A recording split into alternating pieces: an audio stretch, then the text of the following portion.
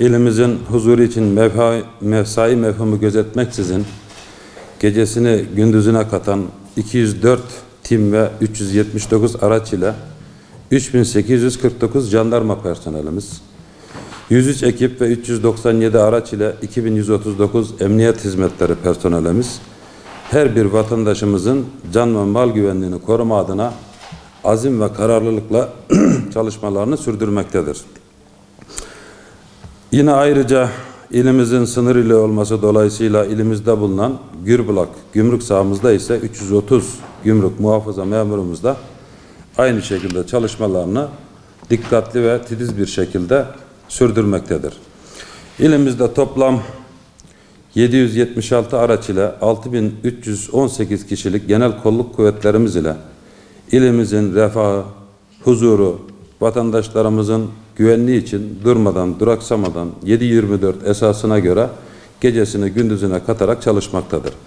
Almış olduğumuz tüm önlemlere rağmen meydana gelen asayiş olaylarında ise işlenen suçlara en hızlı şekilde müdahale ederek faillerin belirlenmesi, tespit edilmesi, yakalanması, gerekli işlemlerin başlatılması üzerinde hassasiyetle durduğumuz bir konudur.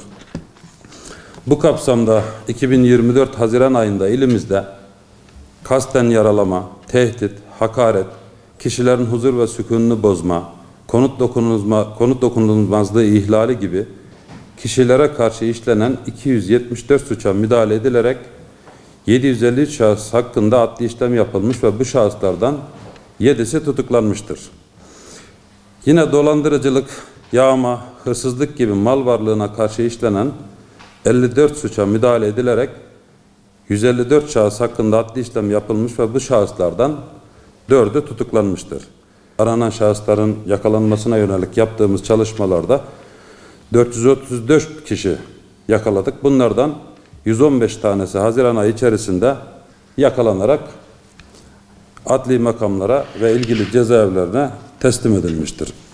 İlimizde 2024 Haziran ayında 33 uyuşturucu olayında 37 kişi hakkında adli işlem yapılmış.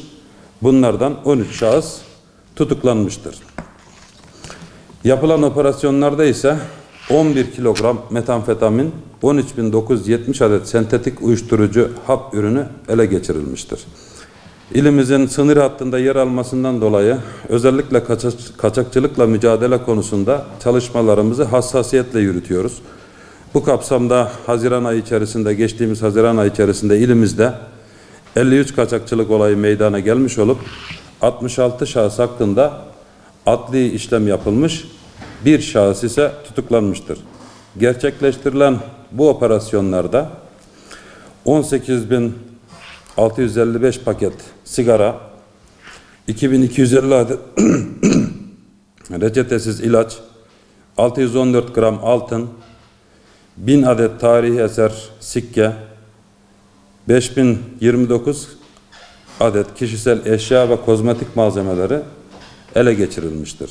2024 Haziran ayında ilimizde terör örgütlerine yönelik 55 operasyon düzenlenmiş olup gerçekleştirilen bu operasyonlarda 34 şahıs hakkında adli işlem yapılmış, 3 şahıs ise tutuklanmıştır. İlimiz sınırlarındaki kırmızı kategoride yer alan Sözde Serhat Eyaleti sorumlusu jandarma birliklerimizce Ağrı Dağı'nda yapılan operasyonla etkisiz hale getirilmiştir.